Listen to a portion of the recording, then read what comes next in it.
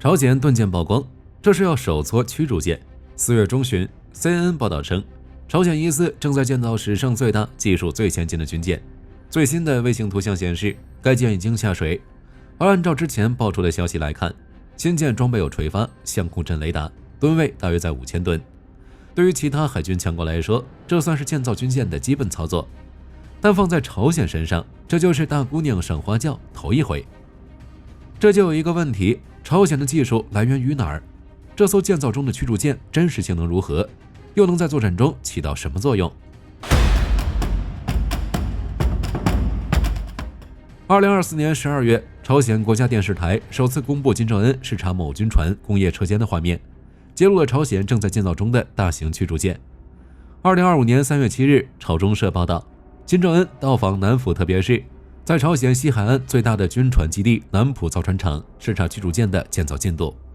而根据马萨尔科技与行星实验室在4月6日拍摄的卫星图像来看，这艘新船已经下水，搭载垂发、相控阵雷达，可以攻击海上与陆上目标。不过，朝鲜盾舰停在室内船台的时候，朝中社的报道并没有暴露什么有效消息，尺寸、吨位都无法推测。但等到其下水后，基本设计、尺寸、武器装备等也就藏不住了。虽然该船上面盖着伪装网，但还是可以推测一二。从舰体设计来看，朝鲜这艘船挺时髦的，属于非简舰手。不过从卫星照片来看，其舰型与当前主流驱逐舰、护卫舰都不太一样，只有战列舰与苏联的载机巡洋舰才有类似的设计。不过由于伪装网的缘故，其舰型外观都被隐藏起来，这只是猜测。而根据美国智库战略与国际研究中心的分析，这艘盾舰长140米，属于朝鲜有史以来最大的水面作战舰艇，比俄罗斯海军的22350型护卫舰更长，但又不如舰长151米的美军伯克级，比上不足，比下有余。如果不考虑舰体方形系数、容积率等数据，仅以舰长来对比的话，朝鲜海军的这艘驱逐舰排水量应该在4000吨至5000吨。对于韩国、日本来说，这个吨位水面舰艇根本不值一提，但对于朝鲜海军来说，这已经是它建造过最大的军舰了。当然，排水量只是驱逐舰最基础的性能，比较重要的还是相控阵雷达以及垂直发射系统。根据其他国家的报道，这艘朝鲜盾舰起码拥有2款垂发系统，第一种位于舰首部位，也就是2024年就已经流出的垂发大坑，可以安装32个垂发单元。第二种则位于舰体中部，而且相比较舰首垂发，舰中垂发的体积似乎更大一点，垂发单元也只有16个，不好说实在的，因为被伪装网遮盖。火力军看了半天也没猜出来舰中位置的垂发藏在哪儿。既然有这种消息流出，那自然是有道理的，火力军就暂且相信一下。如果朝鲜盾舰真的是前32后16，全舰48个垂发单元，2种型号的话，的确可以好好聊聊。这个设计与俄罗斯的22350有些类似，22350也是安装2种垂发，分别是2组8连装的 3S14 型，4组8连装的 3K96 型。火力军有理由怀疑朝鲜这是借鉴了俄罗斯的设计。至于朝鲜想要为垂发安装哪些导弹，现在还不确定。不过舰中的垂发肯定带舰12型巡航导弹，甚至是火箭12型和巡航导弹，但舰首的防空导弹模块要安装什么导弹还不清楚，很有可能是朝鲜自己的闪电防空导弹，这也算是质的进步。到目前为止，朝鲜舰艇上唯一的防空导弹系统就是真 S。 至于相控阵雷达，有消息称新舰艇会采用朝鲜国产的雷达，这点的确可以。朝鲜能仿制道尔 S300， 做一个相控阵雷达不难，只是考虑到那缺胳膊断腿的工业体系，雷达性能不能太高估。其他方面则是中规中矩了。该舰舰桥前方有2个开口，一个较小的开口位于船头，可能是为舰炮设计的。朝鲜手中有仿制的奥托76毫米自动舰炮。动力方面，目前还不确定朝鲜是使用柴油动力还是燃气轮机，毕竟5000吨级的舰艇，动力系统的可选方案相当广泛，比如全柴油、全燃气、柴油与燃气联合，以及柴油与燃气交替等方式。不过之前有消息称，朝鲜会使用国产的燃气轮机。2024年9月3日，朝鲜北中联合机械厂与其他一些重要的军工企业就展出了类似 M507 舰用柴油机的朝鲜国产柴油机，以及一台燃气轮机，不排除这俩上舰的可能性。当然也有可能买。除了已经下水的驱逐舰，朝鲜还在推进第2艘国产驱逐舰的建造工作。只有2-3艘的建造需求。在动力系统方面，就是典型的造不如买。目前朝鲜很有可能已经从海外引进动力适配性良好的发动机。不过说到这儿就有一个问题了，这艘朝鲜盾舰的技术是从哪儿来的？比如总体设计，俄罗斯是没有的。俄罗斯自己的新舰艇，比如20385和22350都没用上舰桥上的大型相控阵雷达，自然也不可能向朝鲜提供这种舰艇的设计。新舰不像是基于先前的南普级直接放大。至于朝鲜自己手搓的可能性，火力军觉得也不太可能。从1000吨级护卫舰直接跨越到5000吨级驱逐舰，并且设计水平还不低，说出去没几个人相信。还有动力系统，燃气轮机这种东西，俄罗斯自己都不一定能玩明白，朝鲜竟然可以，技术哪来的？火力军只能说，这艘新驱逐舰还有很多谜团，之后再慢慢揭晓。就建造进度而言，朝鲜盾舰上的相控阵雷达、垂发、舰炮等都没有安装，这点没什么好说的，很正常。一般情况下都是等舰艇下水后再进行安装，以确保较高的安装精度。这不禁就要吐槽朝鲜2句了，驱逐舰都没有建造完成呢，伪装网该那么严实干什么？而且船装完了还要拉出来溜溜，迟早都要暴露。从阴谋论的角度考虑，朝鲜这次下水的只是一艘假船，用来吓唬韩国和日本的，真实的盾舰还有一段时间才能亮相。至于朝鲜盾舰能起到什么作用，火力军还真不好说。就像上面说的那样，对于朝鲜而言，新舰属于最大最先进的水面舰艇，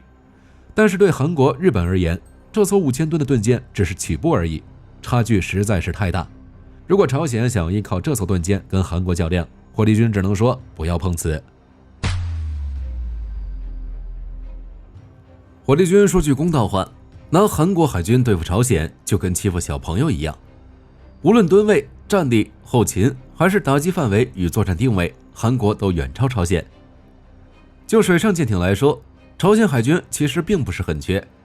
根据美国国防情报局的数据，朝鲜拥有大约400艘巡逻舰与70艘潜艇，但大多都极为老旧。这艘新下水的驱逐舰已经是朝鲜最强最先进的，长140米，排水量不过5000吨。现役主力战舰则是1500吨级的南京级护卫舰，其余则是苏制老旧舰艇，比如罗金级与苏湖级护卫舰，严重缺乏现代化防空和反潜能力。听说还有3艘大中型舰艇都长期停在军港，因为没钱维修而失去航行和作战能力。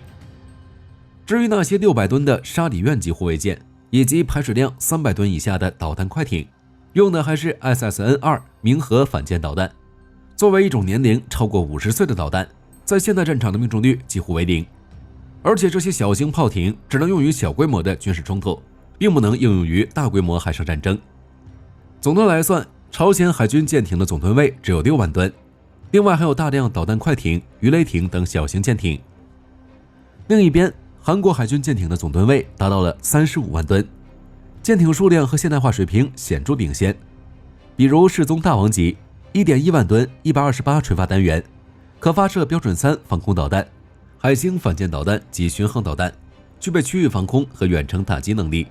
正祖大王级排水量达到了8200吨，